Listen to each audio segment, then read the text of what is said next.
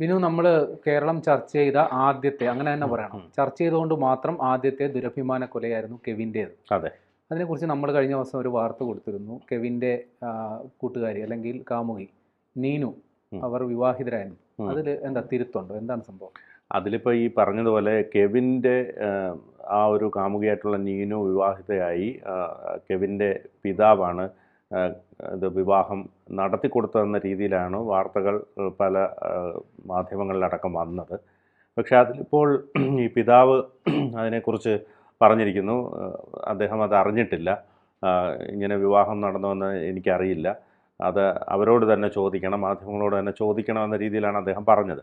പക്ഷേ വിവാഹം നടന്നു എന്ന രീതിയിൽ തന്നെയാണ് വാർത്തകൾ വന്നിട്ടുള്ളത്. എനിക്ക് തോന്നുന്നത് നീനു ഇപ്പോൾ മറ്റൊരു സ്ഥലത്ത് നിന്ന് പഠിക്കുകയാണല്ലോ, അപ്പോൾ അവിടെ വെച്ച് ഇഷ്ടപ്പെട്ട ഒരാളുമായി വിവാഹം നടന്നു എന്ന രീതിയിലാണ് വാർത്തകൾ വരുന്നത്. ഒരു വയനാട് സ്വദേശിയായിട്ടുള്ള ഒരാളുമായിട്ടാണ്.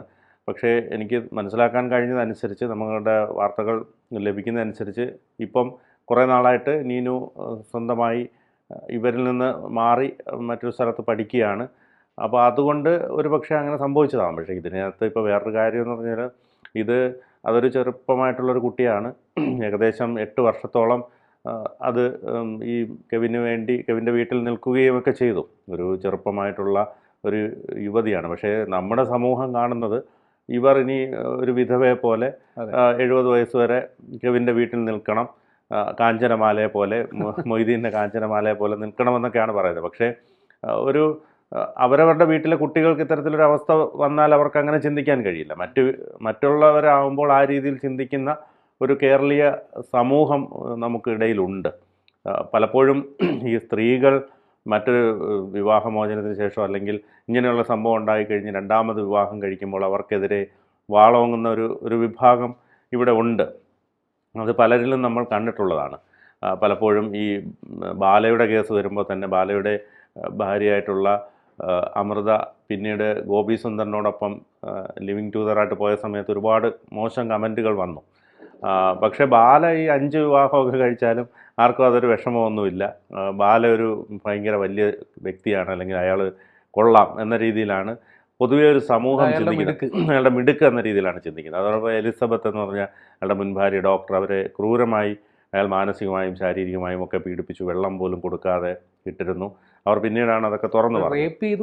റേപ്പ് ചെയ്തു, മറ്റുള്ളവരെ കൂട്ടുകാരെയൊക്കെ കൊണ്ടുവരുന്നു, മറ്റു സ്ത്രീകളെ ഈ എലിസബത്ത് ഉള്ളപ്പം ബാല ഫ്ലാറ്റിലേക്ക് കൊണ്ടുവരുന്നു എന്നൊക്കെ പറയും. പക്ഷേ ഈ പറയുന്ന ബാല വീണ്ടും വിവാഹം കഴിക്കുമ്പോൾ വലിയ പ്രശ്നമില്ല. പക്ഷേ എലിസബത്ത് വേറെ വിവാഹം കഴിച്ചാൽ, അല്ലെങ്കിൽ അമൃത വേറെ വിവാഹം കഴിച്ചാൽ സമൂഹത്തിന് എന്തോ ഒരു ബുദ്ധിമുട്ട് പോലെ അനുഭവപ്പെടുന്നുണ്ട്. അതോടൊപ്പം തന്നെ രേണു സുരേഷ്, കൊല്ലം സുധിയുടെ രേണു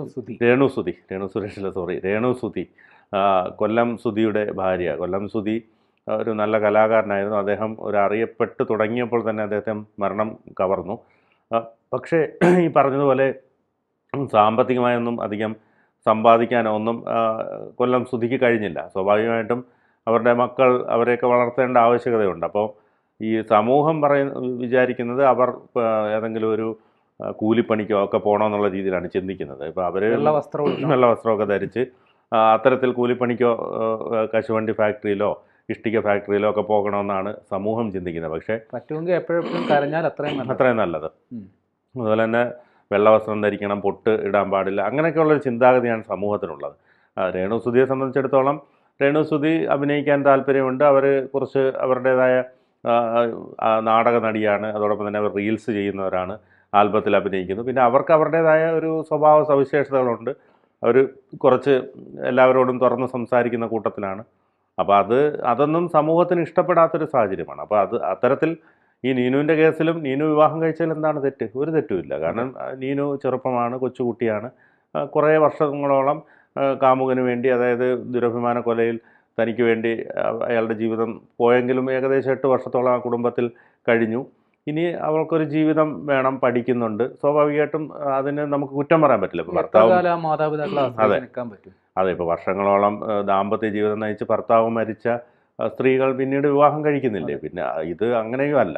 ശരിക്കും ഇവരൊരു ദാമ്പത്യത്തിലേക്ക് പോലും കടന്നിട്ടില്ല. അതിനു മുമ്പ് തന്നെ അയാൾ മരിക്കുകയായിരുന്നു. അപ്പോൾ അതുകൊണ്ട് തന്നെ ഈ ഇവരെ സംബന്ധിച്ചിടത്തോളം, കെവിൻ്റെ നീനുവിനെ സംബന്ധിച്ചിടത്തോളം മറ്റൊരു ജീവിതം അവർക്ക് വേണമല്ലോ. അത് മാത്രമല്ല, എന്തായാലും ഇത് സമൂഹം മുഴുവൻ അറിഞ്ഞൊരു സംഭവം ആയതുകൊണ്ട് അവരെ സ്വീകരിക്കാൻ വരുന്ന ഒരു യുവാവിനെ സംബന്ധിച്ചും അവരെ പൂർണ്ണമായി ഉൾക്കൊള്ളാൻ കഴിയും. കാരണം എല്ലാം അറിഞ്ഞു വരുന്ന ഒരാളായിരിക്കുമല്ലോ.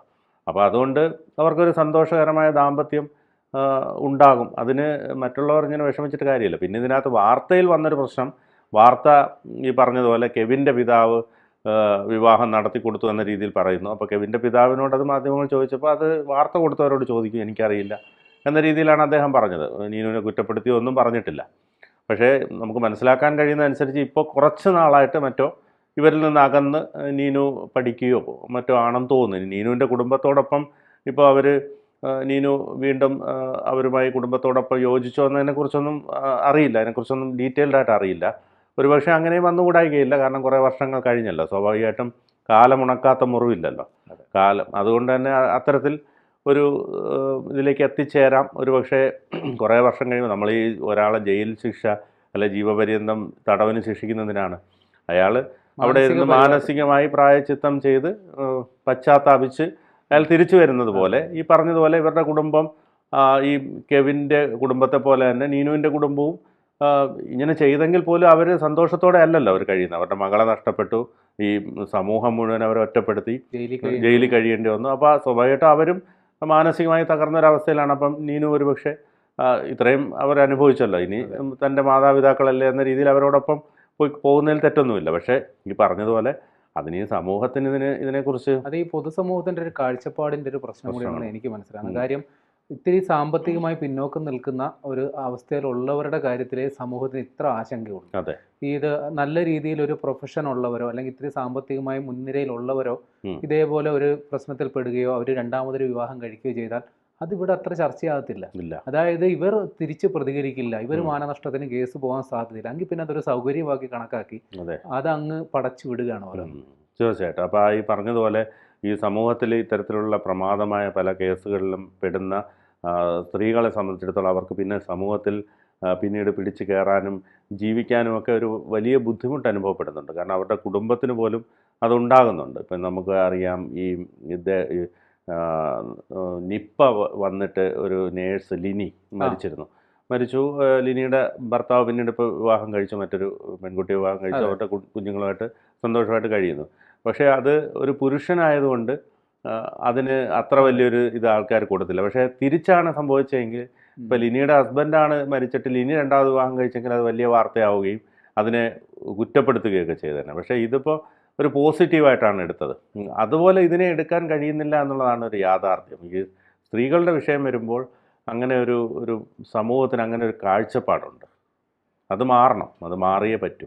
കൂടുതൽ വാർത്തകളും വിശേഷങ്ങളും നിങ്ങളിലേക്ക് എത്താൻ ABC മലയാളം സബ്സ്ക്രൈബ് ചെയ്യുക, ബെൽ ബട്ടണും അമർത്തുക.